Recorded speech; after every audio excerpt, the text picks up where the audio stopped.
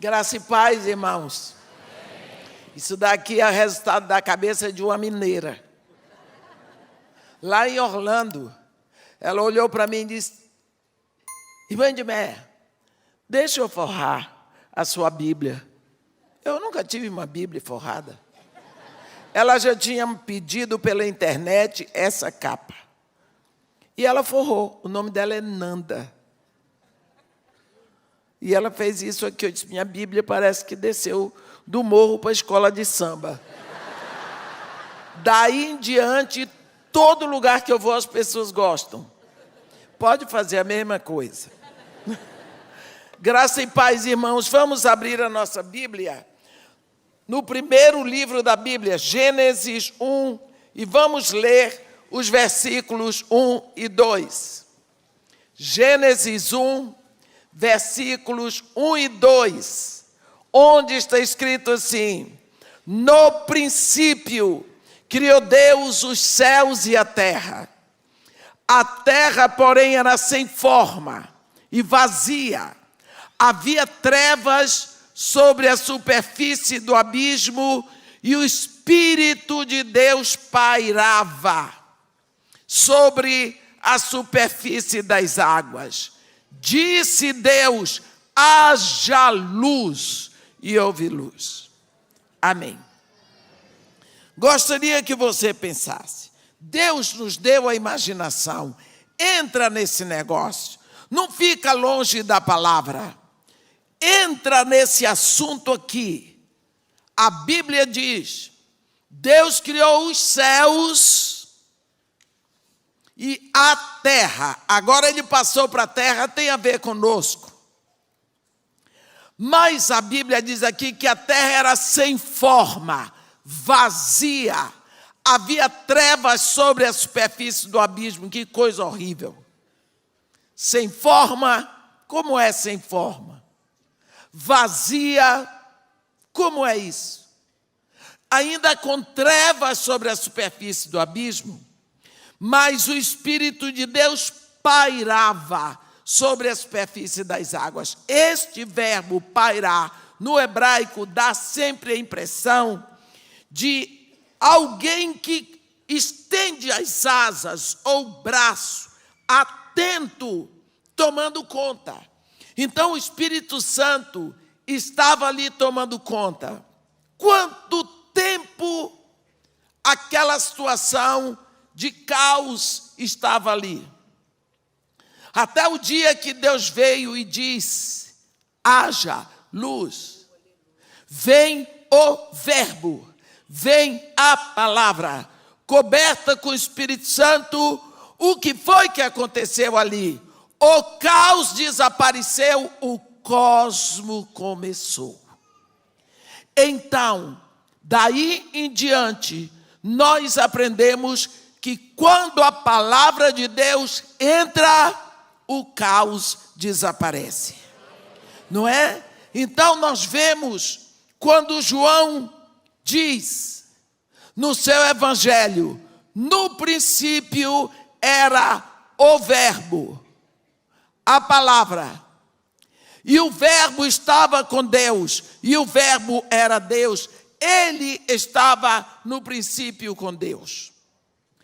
Todas as coisas foram feitas por intermédio dele, do verbo, da palavra. E sem ele, nada do que foi feito se fez por uma razão. Porque a vida estava nele. E a vida é a luz dos homens. E quando a luz chega nas trevas, as trevas desaparecem. Então, vamos segurar esse princípio da palavra de Deus. Como? Vamos mais um pouco sobre a palavra de Deus.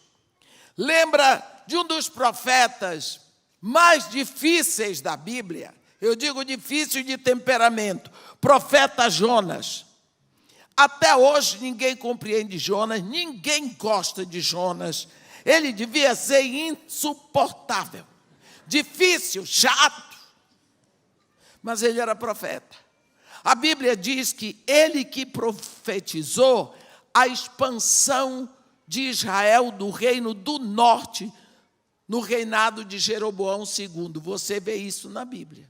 Então ele era profeta, Jonas, filho de Amitai. Ele estava lá e, primeiro, quando você lê o livro de Jonas, você vai ver que a primeira vez que Deus vai falar com ele, aqui no livro, Deus diz assim: Jonas, dispõe-te, vai à grande cidade de Nínive e clama contra ela. Tu, Jonas, clamas contra ela, porque sua malícia subiu até mim. Lógico que nós sabemos o que Jonas fez. Sim, senhor, foi para Jope, tomou um navio para Tarsis e se escondeu de Deus como se fosse possível, aprendeu que não é assim.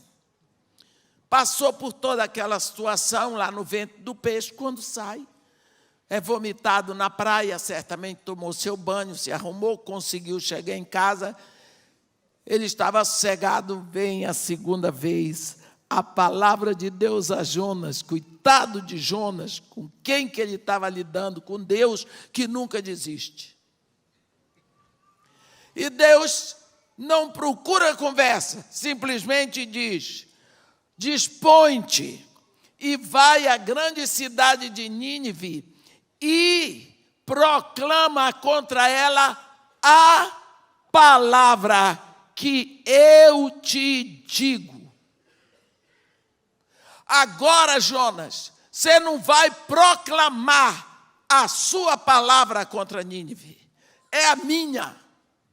Você vai dizer o que eu te digo. Bem, agora Jonas teve que ir. De má vontade, mas a Bíblia diz que Jonas era difícil, mas não diz que ele era burro. Ele pensou, a primeira vez, ventre do peixe, 3 dias, e a segunda, como é que vai ser? Então ele foi.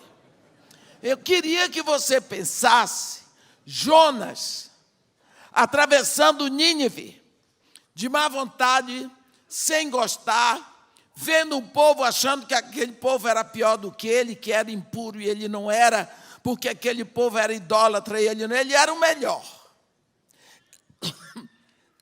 Desculpem, ele era judeu, era o que ele pensava. Pensa aquele homem chato, esquisito. Qual foi a palavra que Deus estava dizendo para ele? Um sermão de 7 palavras. Ainda 40 dias e Nínive será subvertida. Ainda 40 dias e Nínive será subvertida. Ainda 40. Aquele homem repetiu esse sermão o dia todo, atravessou a cidade. Se eu dissesse 5 vezes, vocês iam ficar agoniados aqui. Pois ele fez isso. Mas era a palavra de Deus. O que foi que aconteceu? O rei desceu do seu trono, tirou as vestes reais, vestiu-se de pano de saco, sentou na cinza, deu uma ordem real que todos se convertessem ao Deus de Jonas, decretou um jejum nacional. Até os animais tiveram que fazer jejum. Por quê? O que foi que aconteceu? Jonas não falou de pecado, Jonas não denunciou a idolatria, e a Bíblia diz que a malícia de Nínive subiu até Deus. Mas o que foi que aconteceu que levou o povo a essa situação de arrependimento e de demonstração de arrependimento para que houvesse o avivamento? Porque sem arrependimento não há avivamento. Sem quebrantamento não há avivamento. O que foi que aconteceu? A palavra que saiu da boca de Jonas era a palavra de Deus, não era a palavra de Jonas. Quando a palavra de Deus entrou em ação, o caos se dissipou. Entra a palavra de Deus. Vou dar mais um exemplo. Quando nós lemos o profeta Ezequiel, no capítulo 37, um capítulo tão conhecido nosso, a Bíblia diz, o profeta diz assim: veio sobre mim a mão do Senhor e me levou e me deixou no meio de um vale que estava cheio de ossos, e me fez andar em volta do vale. Para quê? A mão de Deus vem sobre o profeta, e leva o profeta, e deixa o profeta no meio de um vale que estava cheio de ossos secos. Tem gente que quer ter visão de Deus, quer ter visões espirituais. Abra o olho, porque todas as vezes que vem um anjo, a primeira coisa que ele diz para a pessoa é: não temas. Então é porque a coisa é séria. Não temas. Aqui Deus leva o profeta em espírito, deixa no meio do vale. Não eram ossos de galinha, meus irmãos. Não eram ossinhos de frango, eram caveiras humanas. Que coisa mais tétrica. Deixou o profeta lá no meio do vale. Em seguida, o profeta diz: e me fez andar ao redor do vale. Lá vai o profeta. Eu não sei de que tamanho era o vale, mas Deus fez ele andar em volta de todo o vale. Para quê? Para ele analisar, para pensar, para sentir. E ele chegou à conclusão, o profeta. A conclusão que ele chegou foi: eram muito numerosos na superfície do vale e estavam sequíssimos. Olha, quando você estuda gramática, você aprende que quando o adjetivo vai para o superlativo absoluto, sintético, não tem mais jeito. Acabou. Santíssimo, não tem ninguém mais santo. Altíssimo, não tem nada mais alto. Quando o profeta diz estão sequíssimos, ele determina: acabou, não tem jeito. Ele determinou no coração dele: isso daqui, já era, perdido, não tem mais jeito.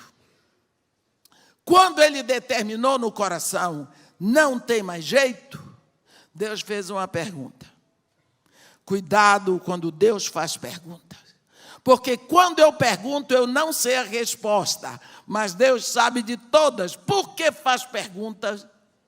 Deus pergunta porque Ele quer que você se pergunte. Porque quantas vezes nós agimos sem buscar os motivos lá dentro?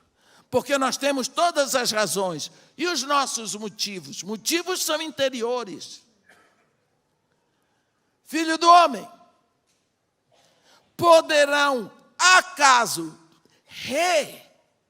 reviver esses ossos? Ora, Deus está falando de ressurreição. Lembra quando Deus fez a primeira pergunta no Éden? Adão, onde estás? Deus sabia onde Adão estava. Adão não sabia que por causa do pecado ele foi parar tão distante de Deus, que só pela morte do Filho de Deus o homem podia voltar. Ele não sabia onde foi, ele não responde. Foi o que ele respondeu: ouvi a tua voz no jardim, porque estava nu, tive medo, me escondi. Deus disse: estava nu? Quem te fez saber que estava nu? Quem foi que te disse? De onde veio o teu conhecimento? Porque eu te criei nu, tu e tua mulher. Vocês sempre estiveram na minha presença. Agora que você descobriu? Quem te fez saber? E o homem também não sabia. Foi a mulher que tu me deste, ela me deu, virou para Eva: que é isto que tu fizeste? A serpente me enganou. Mulher é diferente, né? E eu comi. Faz a pergunta para Caim: por que estás irado? Nem respondeu. Não sabia? Onde está o teu irmão? Sou por acaso tutor do meu irmão malcriado. Então, as perguntas que Deus faz, Ele faz para que nós possamos pensar e analisar. É mesmo, por que eu fiz isso? Se Caim tivesse analisado quando Deus perguntou para ele, por que estás irado? É mesmo, porque eu estou irado, porque eu tenho tanta raiva do meu irmão, o que foi que ele me fez? Talvez ele não tivesse entrado para a história da humanidade como o primeiro fratricida, mas não pensou. Aqui, Deus faz a pergunta para o profeta, já que você já rodeou o vale, já tomou conhecimento do caos, você chegou à sua conclusão, você já está certo, que não tem jeito, vou lhe fazer uma pergunta. Poderão, acaso, reviver esses ossos? O profeta, muito maroto, diz para Deus, Senhor, tu o sabes. Porque se Deus está falando, o que Deus estava dizendo para ele, você acha que eu criei algum osso da pedra? Você não acha que esses ossos, essas caveiras têm uma história? Que eles vieram de algum corpo, de um corpo que tinha vida, a vida que eu formei no ventre da mãe de cada um deles? Não existe outro Deus criador que não seja eu, profeta. Eu sou Jeová Elohim, aquele onde reside todo o poder de criação. Eu não criei osso seco, eu criei pessoas. E se um dia eles tiveram vidas, o que você acha? Eu ia trazer você aqui para quê? Você não é profeta? O profeta simplesmente determinou, é assim que a gente faz. E nós abrimos a nossa boca, esse governo não tem jeito. Esse menino de rua, isso não tem jeito. Isso aqui não vai para canto nenhum. Nós determinamos, nós abrimos a nossa boca e amaldiçoamos. Porque a vida e a morte estão no poder da língua. Mas o provérbio também diz, guarda a tua língua dentro da boca, evitarás dano para a tua alma. Devíamos calar a boca. Olha o profeta. E quando Deus diz, poderão acaso reviver esses ossos, o profeta se assustou e disse, Senhor, tu sabes. E Deus disse para ele, profetiza. Profetiza. Profetiza a esses ossos. Eita! Como que eu vou profetizar? Dize-lhes, ossos secos, ouvi a palavra do Senhor. Osso seco ouve? Se for a palavra do Senhor, osso seco ouve, montanha obedece, o mar, tudo, se for a palavra do Senhor. Osso seco vai ouvir. Agora nós vamos ver o seguinte. A palavra tem em si toda a vida. O autor da carta aos Hebreus nos ensina que a palavra de Deus é viva e eficaz. Ela trabalha sozinha, não precisa de ajuda. É mais cortante do que qualquer espada de 2 gumes. Ela vai até o ponto de separar juntas e medulas. Juntas e medulas. Alma do espírito. E é apta para discernir os pensamentos e os propósitos do coração. Agora, a palavra vai chegar em cima dos ossos, que o profeta dizia que era sequíssimo. Olha a palavra que Deus diz. Assim diz o Senhor Deus a esses ossos. Eu sou só o profeta, eu sou só a voz. Quem está dizendo é Deus, a palavra é de Deus. Eis que farei entrar o Espírito em vós e vivereis. porei tendões sobre vós, fazeis crescer carne sobre vós estenderei pele, e porei em vós o espírito, e vivereis, e sabereis que eu sou o Senhor. O profeta, quando começou a dizer a palavra de Deus, ele disse que houve um ruído, um barulho de ossos que se batia contra ossos. Vinha um pedaço de lá, encontrava com outro de lá, que já tinha se misturado, e era osso, pá, pá, pá, pá, pá, até que foi se juntando. Daqui a pouco o profeta olhou, o vale estava cheio de esqueletos. E dos esqueletos ele começou a ver que surgiam tendões, veias, artérias. Isso por minha conta, que não está escrito aqui, mas começou a vir pele, carne, tudo. Daqui a pouco o vale estava cheio de defuntos.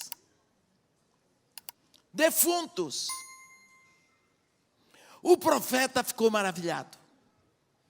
Olha, e eu que achei que não prestava mais para nada. Olha, e não é que é tudo. O profeta ficou maravilhado. Estava pronto? Estava não. Quando eu entrei no Morro Dona Marta, em 1990, tinha a maior concentração de centro de macumba do Rio de Janeiro. Era a favela mais violenta do Rio. Polícia nem subia. Para eu subir lá, eu comecei o trabalho na rua, as crianças de lá me levaram. Quando eu entrei em 1990, 83, fizeram 2004, a favela saiu da lista das favelas violentas. 2008, acabou o último centro de macumba. Acabou, foi posta. Em 2008, foi posta, primeiro o UPP do Rio de Janeiro, Unidade de Polícia Pacificadora. Sem uma gota de sangue derramada, sem uma prisão, nada. Fizeram a pesquisa, Rede Globo. Descobriram que a população do Morro Dona Marta, 83% era evangélica. Maravilha, né? Me chamaram para ser homenageada. E vocês sabem que lá no BOP tem muitos pastores, muitos filhos de Deus. E uma das coisas que disseram aí, irmão, resultado do seu trabalho, 83% de evangélicos. Eu disse, com certeza o trabalho foi meu. Foi do Espírito Santo, não. Foi só meu. Porque se o trabalho fosse do Espírito Santo, as moças não estavam engravidando solteiras. Porque 83% é de evangélicos. Mas Jesus mandou fazer discípulos. Discípulo de Jesus Cristo não engravida solteiro. Mas evangélico engravida, está a prova aí. Foi isso que aconteceu aqui.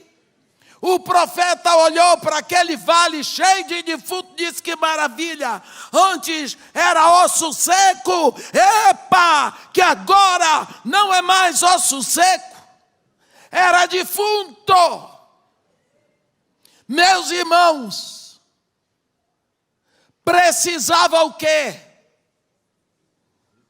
Deus diz, profetiza o Espírito, profetiza o Espírito, ó Filho do homem, como? Assim, vem dos quatro ventos, ó Espírito, e assopra sobre esses mortos, para que vivam. Profetizei como ele me ordenara, e o Espírito entrou neles, e viveram, e se puseram de pé, um exército sobremodo numeroso. Vocês viram? Vem a palavra, e o osso seco vira defunto. vem o Espírito em cima do que a palavra diz e tem vida. O que nós vemos aqui, desde lá do início, o Espírito de Deus pairava sobre a superfície das águas. Não acontecia nada. Até que veio a palavra, haja luz, tudo começa. Porque a palavra e o Espírito trabalhando juntos. Lá, em Nínive, vem a palavra, mas a palavra de Deus, o Espírito toma a palavra que sai da boca de Jonas, vai botando nos corações e tem aquele grande avivamento em Nínive. Aqui em Ezequiel, vem a palavra, os ossos secos viram defuntos, tudo preparado para levantar, tudo pronto para levantar. Faltava o quê? O Espírito em cima da palavra.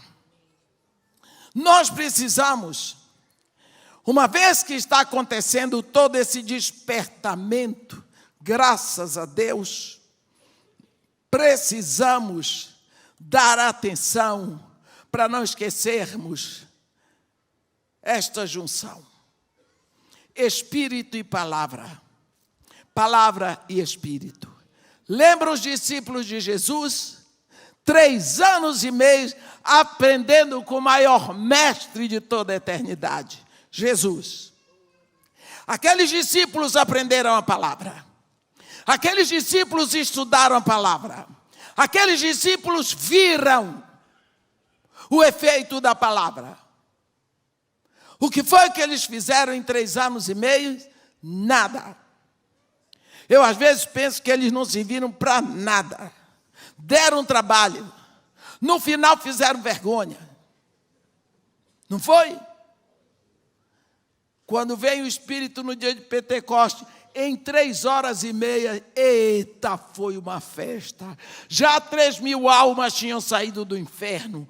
Sob a ação do Espírito, 3 horas de operação e o negócio tinha mudado. Por quê? O Espírito vem sobre a palavra. Antes, eles tinham toda a palavra. Eles estavam fechados num recinto, com medo dos judeus.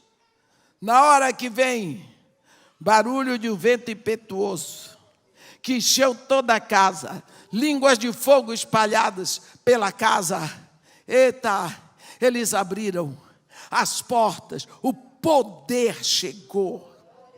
O poder chegou em cima, eles tinham a palavra, lembra? Pedro recitou Joel sem precisar ler. Ele não pediu, João, me dá aí, vê se encontra o livro do profeta Joel para ler. Não! Isso é o que está escrito no livro do profeta Joel. E acontecerá naqueles dias, diz o Senhor, que derramarei do meu espírito sobre toda a carne. Vossos filhos e vossas filhas profetizarão. Vossos jovens terão visões. Sonharão os vossos velhos. Até sobre os vossos servos e as vossas servas derramarei do meu espírito. Ele citou de cor, porque ele sabia. Mas até aquele momento, ele não tinha o Espírito. Quando o Espírito veio, o Espírito deu uma explosão.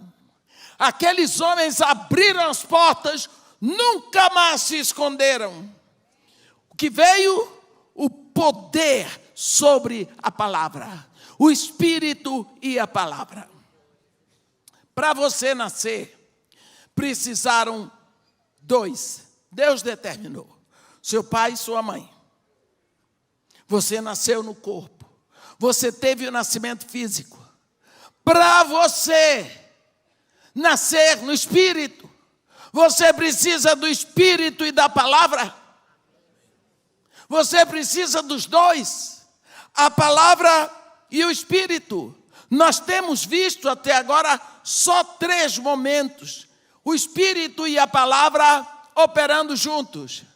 Mas há um momento em que Paulo de Tarso nos fala sobre isso em 2 Coríntios 3, quando ele diz para nós que quando Moisés subiu o monte para estar com Deus, Moisés ficou tanto tempo exposto diante da glória de Deus, que quando Moisés desceu, o rosto dele brilhava. E todas as pessoas ficaram maravilhadas. Só que Moisés percebeu, isso é Paulinho de Tarso que diz, Moisés percebeu que o brilho estava desaparecendo, então ele cobriu o rosto com um véu. Cobriu o rosto com um véu. Paulinho de Tarso diz assim, olha, esse Deus que estava do lado de fora de Paulo, ou de Moisés, ele estava do lado de fora. Ele mudou de residência para dentro de você. O endereço do Espírito Santo agora é coração da Cláudia, coração da Ângela, coração do pastor Paulo, coração. Esse é o endereço do Espírito. Não aceite essa história de que o Espírito está sentado nos bancos da igreja, que é isso? Quando Deus foi trazer um filho dele, precisou de um corpo. Então Deus fabricou o corpo para ele no ventre de Maria. Mas quando o Espírito Santo vem, ele tem o seu e o meu para habitar. Tem gente por aí, eu tenho ouvido, ó Senhor, envia o teu Espírito sobre nós. Deus está dizendo, ei, acorda. Já tem quase 2.000 anos que meu Espírito desceu. Qual o Espírito que você quer que eu mande daqui de cima? Se já está aí e devia estar no seu coração, para você deixar de falar bobagem. Espírito Santo, meu irmão, já está dentro de você. Ele não está dentro de você porque você é bom. Não, porque você não tem maus pensamentos. Você tem. Você tem. Você quer uma prova de que o Espírito Santo está dentro de você? Naquela época, que você passava os outros para trás, e você saía assim, eita, mas eu sou bom, eu sou o cara, eu sei passar uma lábia, fulano acreditou na minha mentira, eu sou joia. Você se gabava da sua maldade, você era o máximo. Hoje, se você fizer coisa parecida, você se sente tão mal. Você se sente muito mal. Você fica com vergonha de se olhar no espelho. Por quê? Porque tem uma pessoa lá dentro de você que está dizendo, ei, você é filho de Deus. Você foi comprado por um alto preço. Você é propriedade de Jesus. Arrependa-se. Fala com seu pai. Fala com ele. A Bíblia diz, se confessardes os vossos pecados, ele é fiel e justo para perdoar os pecados e vos limpar de toda imundície. Precisa arrependimento? Lógico. Quando João Batista começa a pregar, o que é que João Batista prega? Arrependei-vos, porque está próximo o reino de Deus. João Batista vai preso, vai Jesus para Galileia, começa a pregar, arrependei-vos, porque é chegado o reino de Deus. Daqui a pouco, primeiro sermão saindo da boca de um pecador, no mover do Espírito Santo, Pedro falou. Quando Pedro termina, o povo diz, e agora? O que faremos? Pedro diz, arrependei-vos. Jesus, a Bíblia diz que ele mandou que se pregasse arrependimento para o cancelamento dos pecados. Se não tem arrependimento, o pecado fica aí, não foi cancelado. Mas, irmã, quando eu entreguei minha vida a Jesus, eu me arrependi. Eu me arrependi, está arrependido. Está assim, você está certinho. E daí? Quando Jesus Cristo estava na mesa com seus discípulos, lá em João 13, tem um momento tão importante sobre isso, que Jesus Cristo teve um insight. A Bíblia diz, vendo Jesus, que todas as coisas o Pai colocou em suas mãos, ele pensou, uau, eu sou o Rei do Universo, eu sou o Senhor dos céus e da terra. E sabendo que ele viera de Deus, conhecia a sua origem. E sabendo que ele voltava para Deus, conhecia o seu destino. Então, ele se levantou da mesa, tirou a capa, pegou uma toalha, botou no ombro, uma bacia com água e se pôs a lavar os pés dos discípulos. Quando chegou na vez de Pedro, Pedro disse, jamais, nunca me lavarás os pés. Olha só, João 13, versículo 8. Nunca, eu estou vendo a cara de Pedro, exagerado que nem eu. Nunca me lavarás os pés. Jesus Cristo respondeu, ei, se eu não te lavar, não tens parte comigo. Hein? Se eu não te lavar, não tens parte comigo, o que é meu sou eu que lavo. O que é meu sou eu que lavo, porque sou eu que sei onde está a sujeira e o quanto tem que ser lavado. Eu comprei.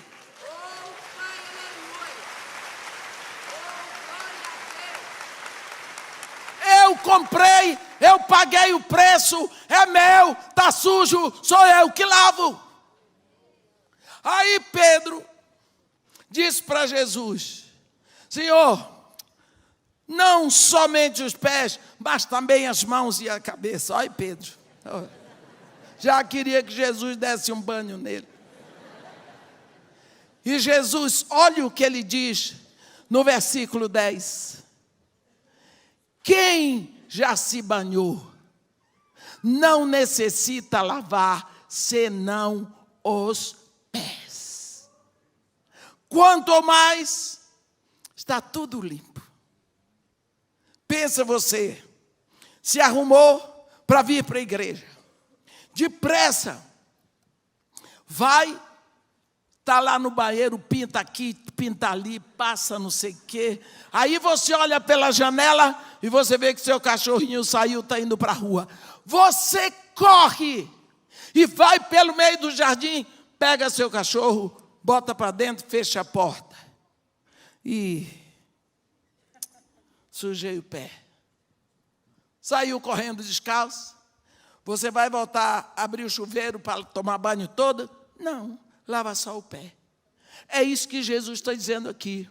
Quando você se rendeu a Jesus Cristo, você tomou a lavagem todinha.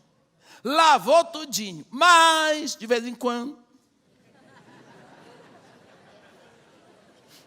pode dar uma sujeirinha no pé. Porque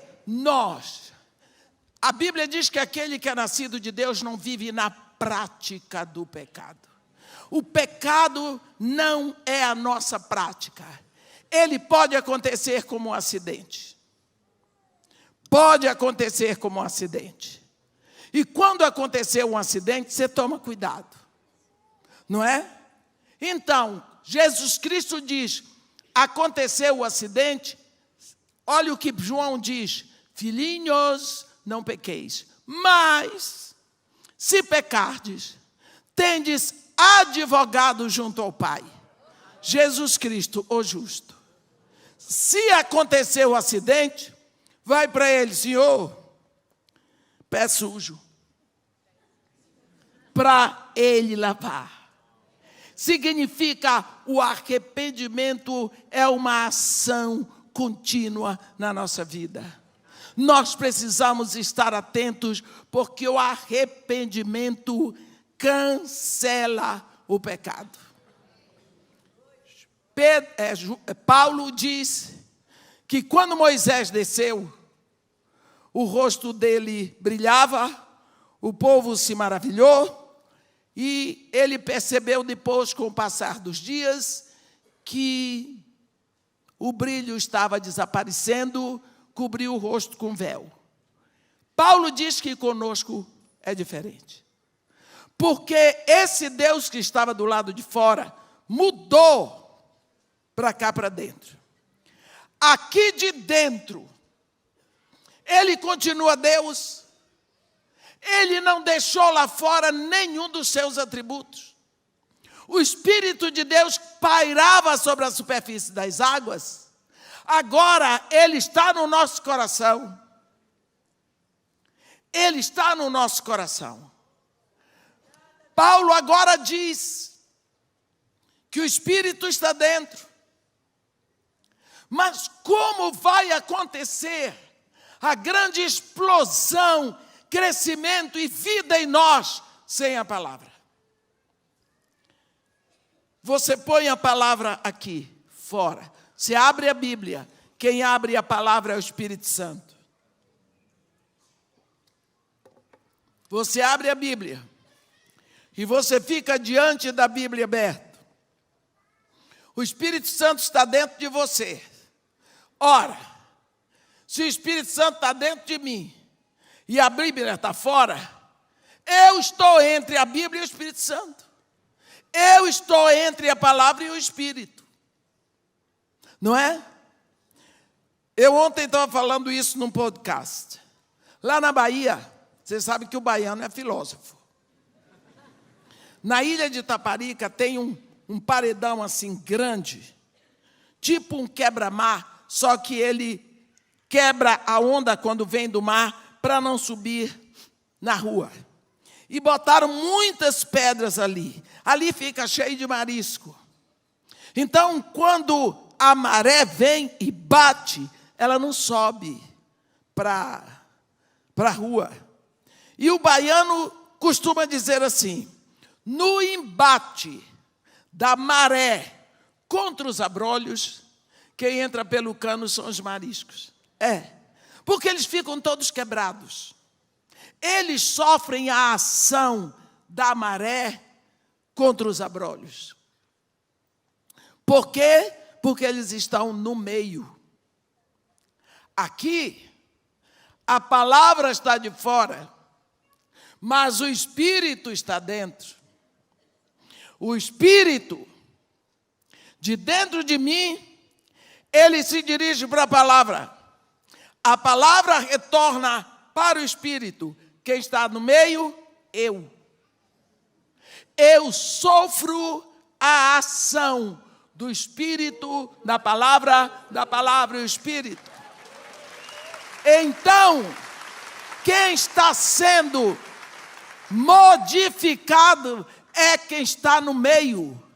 E aí Paulo diz, 1 Coríntios 3,18, eu gosto da versão amplificada que diz: e todos nós, com o rosto descoberto, continuamos a contemplar na tua palavra, é como um espelho, diante do qual nós vamos sendo continuamente transfigurados, num crescente esplendor, de um degrau de glória em outro degrau de glória, e isto vem do Senhor, que é o Espírito que está dentro de mim.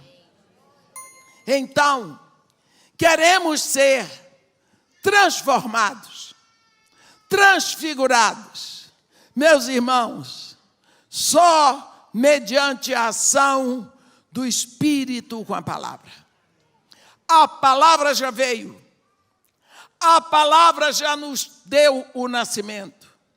A palavra já está em nós. Quando vem o Espírito, existe a grande explosão. Mas ninguém Ninguém pode ter crescimento se não houver o Espírito com a palavra e a palavra com o Espírito. Nós precisamos abrir os nossos olhos. Se tantas vezes a Bíblia fala do Espírito com a palavra, o Espírito sozinho não vai fazer.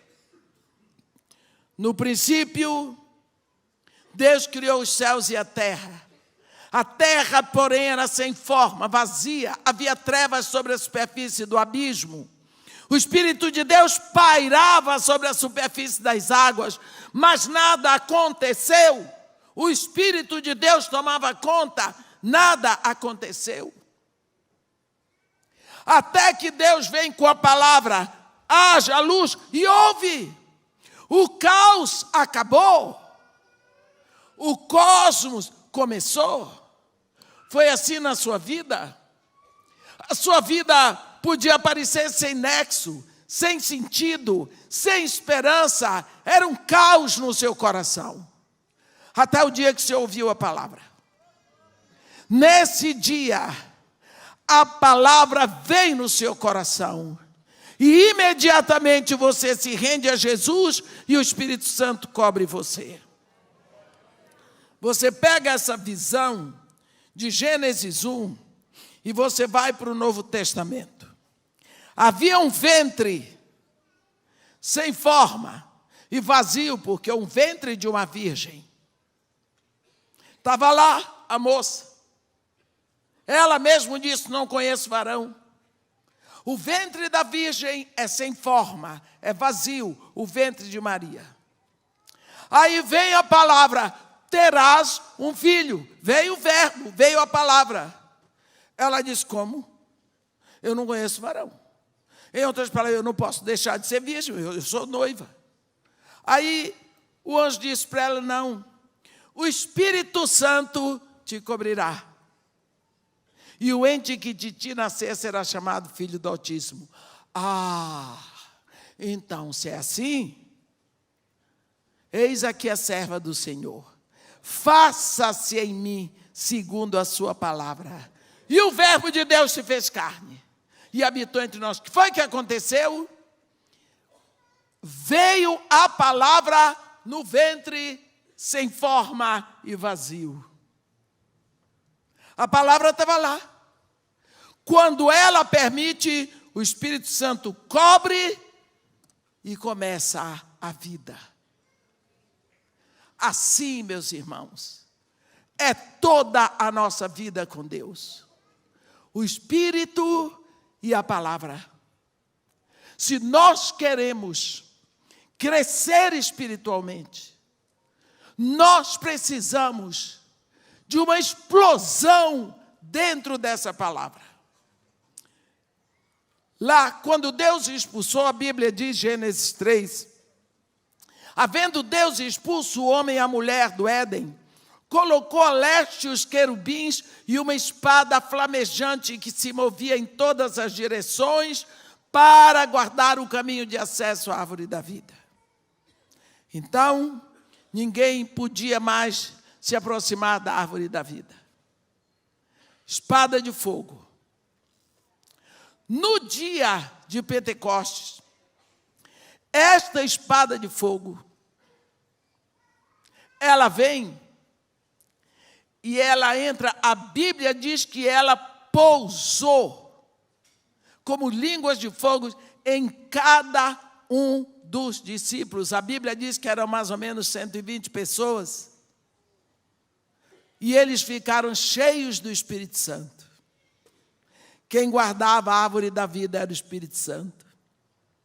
Agora, o Espírito vem, entra neles, há aquela explosão, eles são cheios do fogo. O que pode acontecer agora? Agora eles podem atravessar pela espada de fogo que guarda a árvore da vida, porque fogo não queima fogo.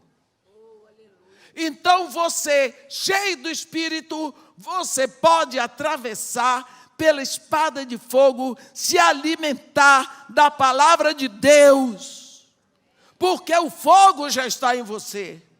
Hoje à noite vamos falar sobre fogo. O fogo já está em você. Por quê? Sem o Espírito, não adianta você ler essa palavra. Você pode memorizar ela todo dia, até o diabo sabe memorizado. Mas o que isso vai produzir na sua vida? Se você tem o Espírito, você precisa da palavra. Se você tem a palavra, você precisa do Espírito para que você possa crescer. Então nós precisamos, meus irmãos, dar mais atenção para o tempo que nós temos gasto comendo essa palavra. Comer é comendo essa palavra. Quantas vezes você vê na Bíblia as pessoas comendo a palavra? Capítulo 10 de Apocalipse. O anjo forte desce com o livrinho, jura pelos séculos dos séculos. A voz diz para João: vai ao anjo que se encontra em pé sobre o mar e sobre a terra, e diz a ele que te deu o livrinho. João vai. Ele dá o livro para João dizendo: come-o e devora-o, que na tua boca será doce como mel, mas no teu estômago vai ser amargo. João diz: eu fui. Mas ele me disse, e quando eu comi, na minha boca era doce como mel. Quando chegou, porém, no meu estômago era amargo. E ele me disse: é necessário que ainda profetizes a respeito de muitos povos, nações, línguas e reis. Como que você vai profetizar para os povos? Falar, pregar a palavra de Deus para os povos, para as nações, para outras línguas e para os reis? Se você não comeu o livrinho. Ezequiel comeu o livro. Jeremias comeu o livro. João comeu o livro. Aquela palavra que você põe, ela vai sair. Se você botou para dentro.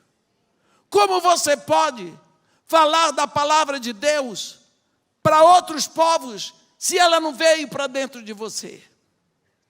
Nós precisamos dessa palavra. João, Ezequiel e Jeremias vieram numa palavra, numa época em que a dieta da palavra era o único meio deles aguentarem a opressão daquela época. Hoje nós estamos vivendo épocas piores, porque nunca teve em toda a humanidade a situação que nós estamos vivendo. Infelizmente, nos adaptamos, mas a situação que nós estamos vivendo, meus irmãos, nunca aconteceu. Se você analisar a profecia de Daniel, você vai ver, Babilônia já caiu, Medo-Persa já caiu, Greco-Macedônico já caiu, Império Romano já passou, nós estamos nos pés, no último momento do governo da terra. Não temos um homem para olhar, não temos um líder mundial para olharmos, para admirarmos.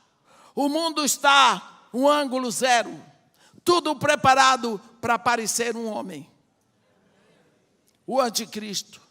Enquanto isso, vão injetando ódio contra Deus, injetando que Deus é ridículo, e até dentro da igreja que Deus precisa ser reformado para atrair atenções.